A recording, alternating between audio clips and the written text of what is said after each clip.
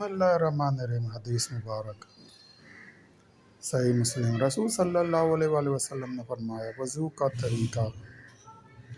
حضرت عثمان غنی رضی اللہ تعالیٰ عنہ کے مولا آزاد کردہ غلام عمران رحمۃ اللہ علیہ سے روایت ہے کہ حضرت عثمان بن عفان رضی اللہ تعالیٰ عنہ نے وضو کا پانی طلب فرمایا، بس اپنی دونوں ہتھیلیوں کو 3 بار دھویا، پھر کلی کی اور ناک صاف کیا، پھر اپنے چہرے کو 3 بار دھویا، پھر اپنے دائیں ہاتھ کو 3 بار کوہنی تک دھویا، پھر بائیں ہاتھ کو کوہنی تک 3 بار دھویا، پھر اپنے سر کا مسح کیا، پھر اپنے دائیں پاؤں کو ٹخنوں تک 3 بار دھویا، پھر اسی طرح بائیں پاؤں کو دھویا۔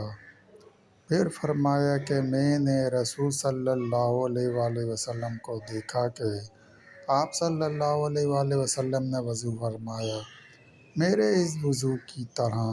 پھر رسول صلی اللہ علیہ وآلہ وسلم نے فرمایا، جس نے میرے اس وضو کی طرح۔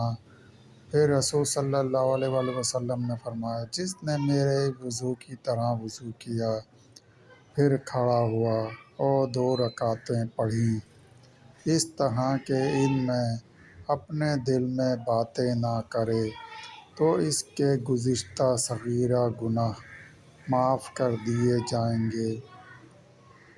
ابن شباب کہتے ہیں کہ ہمارے علماء کہتے ہیں کہ یہ وضو نماز کے لیے سب سے کامل ترین وضو ہے۔ صحیح مسلم۔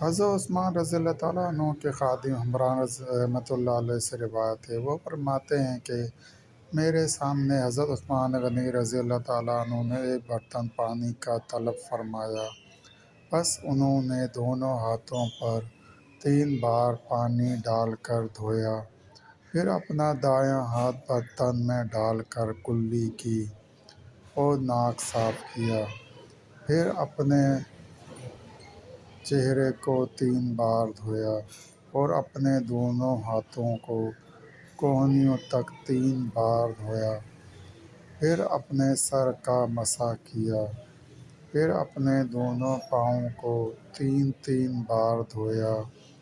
پھر کہا کہ رسول صلی اللہ علیہ وآلہ وسلم نے فرمایا کہ جس نے میرے اس وضو کی طرح وضو کیا، پھر 2 رکعتیں ادا کیں، اس طرح کہ ان میں اپنے دل کے ساتھ باتیں نہ کرے، تو اس کے گزشتہ گناہ معاف کر دیے جائیں گے۔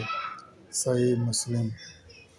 دوستو، سلسلہ بھی جاری ہے۔ مزید حدیث مبارکہ سننے کے لیے چینل کو سبسکرائب کریں اور گھنٹی کے نشان کو لازمی پریس کریں۔ لائک کریں، شیئر کریں۔ دوستو، ویڈیو دیکھنے کا شکریہ۔